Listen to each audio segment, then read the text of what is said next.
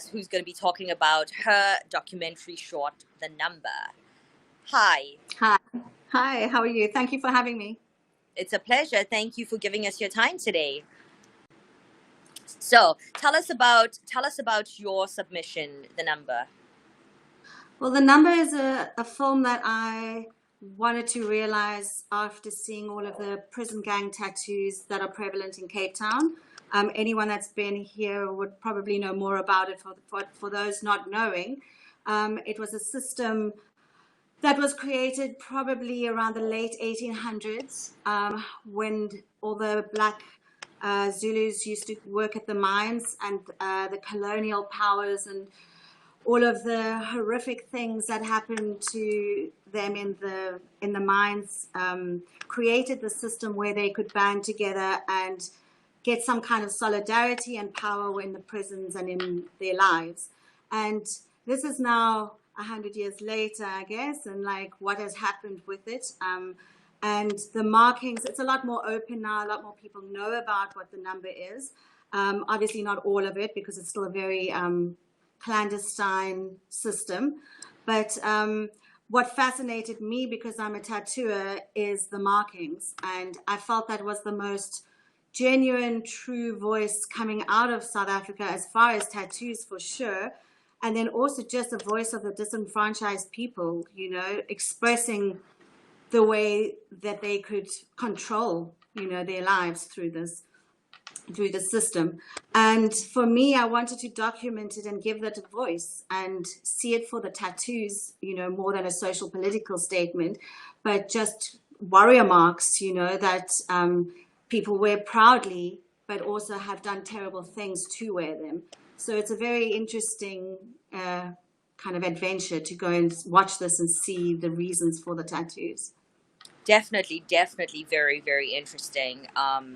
Wow, you said so much that I had so many questions coming up, but I didn't want to interrupt you because it's definitely very interesting. So your drive behind this was your passion for tattoos, or just, you know, showcasing? I don't even want to use the word showcasing, bringing to light, Yeah. you know, the injustice that went on and how something like a tattoo can actually give someone power. Yeah, I mean, for me, it was like the warrior marks that communicate power in a secret code. You know, it was spelt out and spoken across the bodies of these people for years. You know, it's only recently that people have started to find out what it was about and why. And very interestingly, from that, I'm working with an NGO now to help promote sterilization and you know, education and everything else around tattooing, because the way it's done in prisons is really, really bad, sterilization-wise. And also, once people, you know, get out of the prisons and they carry on tattooing in that way, you're at the risk of spreading diseases. You know, there's a lot of pitfalls for doing it in that manner. So we've working with an NGO called the Safety Lab, and we've been doing a lot of work with rehabilitating gangsters that want to cover their tattoos, as well as educational classes to show people that are already tattooing how to do it better, and also how to, you know, just someone to talk to be able to get technical skills. You know, it's incredibly hard as industry to share information. Well, I mean, now on the internet you can probably get anything on YouTube, but it always was something that was very hidden, and hard as it was for anybody that has internet, it's even harder for people that have never had that, you know. So it's a very interesting project that's come from this as well. No, I mean, that's great that you've taken it a step further and actually, you know, set aside, you know, time or effort to change things, to actually change things. I wanted to ask you so you said that these are warrior marks. What's one of could you give us an example of like one of the tattoos that we would see and what it stands for and something like that? Basically, in the film, I've broken it down to the 3 numbers, which is the 26, the 27s, and the 28s. And each number are going to have different images or imagery that's going to show and identify what rank they are, what number they're in, things like that. So, you know, there's the legitimacy of it. The tattooing only really came about in the 50s when the Cape Coloured population became part of the number. That was the first time that it started to be seen on bodies, because Black Zulu Africans didn't tattoo each other in prisons. And so once these marks were kind of seen and questions were asked, and you could see like the rank would be stars on your shoulder, or if it was something to do with the 27th, all the knives and daggers are down, 28th, everything's up. So you've got different symbols. The 26s are all to do with money. So you've got dollar signs, you've got money bags, you've got Richie Rich, So when you watch the film, you'll see each of the guys explaining, their tattoos and what the markings are and how you recognize that. Okay, very, very interesting. So tell us, have you been, so you are a tattoo artist, we know that much. Have you Yes. been doing filmmaking for a while as well, or is this one of your first projects? This was my first project, but I did study film before I became a tattoo artist and worked in the film industry for about 4 years. So it's not completely foreign to me, but it kind of naively was just a wish that I wanted to just do, because I had a voice and I wanted to give their voice and their imagery the right place in history, because a lot of this is disappearing now. A lot of the younger gangsters or prisoners will want to have tattoos like Tupac and, more modern kind of tattoos, because there's more information about that out there now. There's more people with tattoos that people see, and so they want to emulate and copy that and also copy their own ideas. Whereas this was a voice from a certain period in time, and probably our, like I said, only genuine history that we have here in the Cape with tattooing. So I felt that was important, and it was important to give that a voice on the world stage. Okay, so this is, so as an independent director, because you directed and produced this, correct? Yeah, yeah. Okay, so as a director, this is your first project on your own? Yes. That's We're busy amazing. working on we are busy working on a second part of this, which is very interesting, but I will explain when it's more concluded. But Okay. there's a lot more coming from this, thankfully, because it was a very exciting project to be part of. I did have help in producing, and that was with 16 Ounce in London and Ground Glass in South Africa. Those were the production companies. And we had a lot of favors pulled in, and it was really a passion project. So it's amazing to see how well it's been accepted and how many film festivals it's been in, and the laurels we've got from that. Well, it's definitely interesting. It's definitely an interesting topic. So it doesn't surprise me that so many people wanted to be involved and wanted to back it, and it's done really well. Okay, so for next year or in the future, we Yeah. can expect we can expect more work from you. You've already given us a little Yeah. clue that that's coming up. Do you have any plans to step out into film, not just documentary, like to step out into other avenues of filmmaking? We actually are putting a very exciting project together in my film studio, where that's going to happen in the next month. So yeah, definitely. I mean, I think I've kind of found my love again for film, which I lost for a while because tattooing consumed me so much for the last 18 years, I would say. And this feels like just another amazing way to get a story out, the same as tattooing. Tattooing is wearing your life and your pictures and your dreams on your body, and film does the same thing. It brings people into a world that they don't necessarily have seen before or have known. And it breaks barriers. Somebody with a tattoo sees another person with a tattoo, you start talking about that automatically.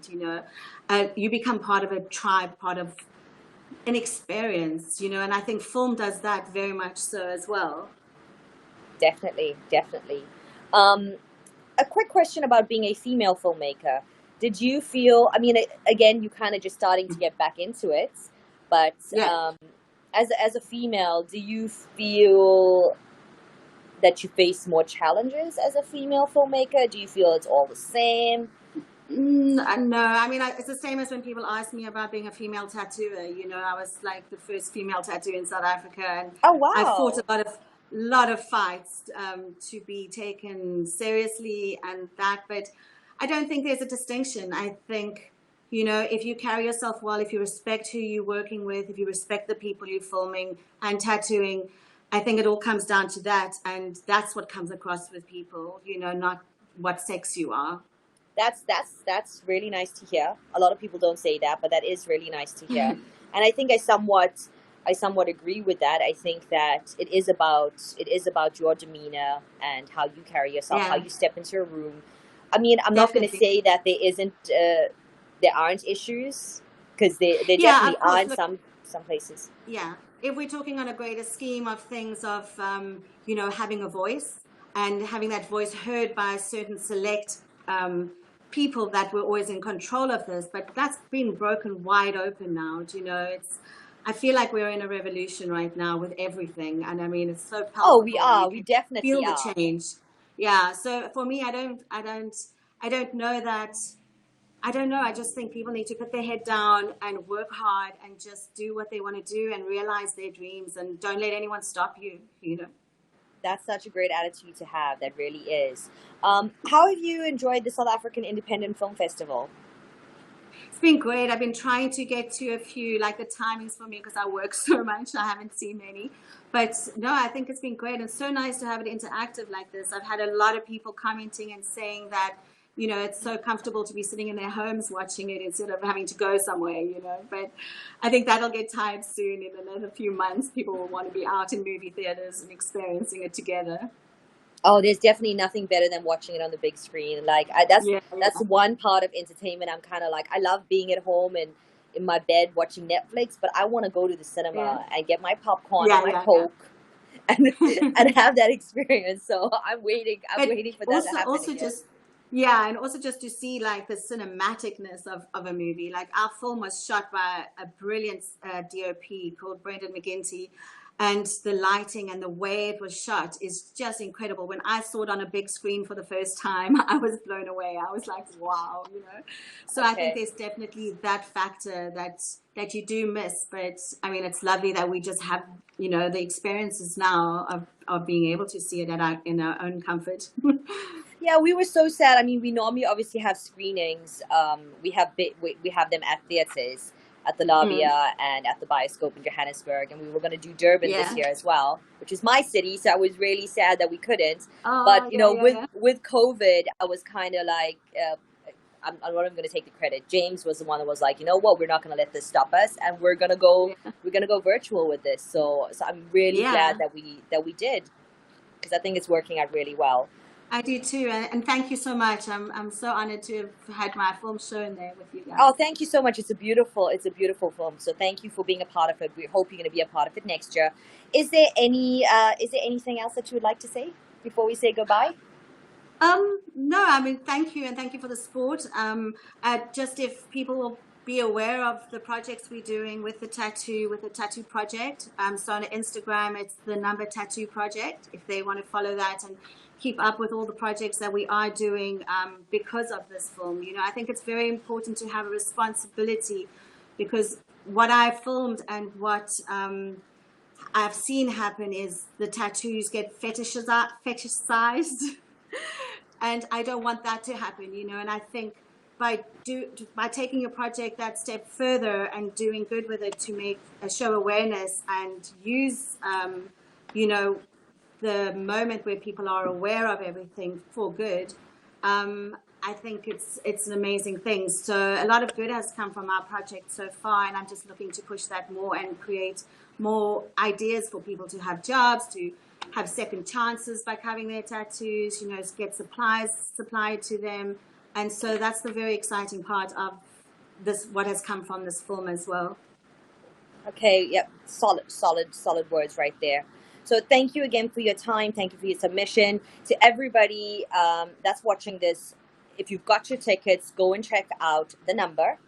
If you haven't, go get tickets. We've got so much great work for you to watch. So many great films, music videos, documentaries. So go get your tickets and join the South African Independent Film Festival. Thank you. Good night. Thank you so much. Bye. Okay, bye.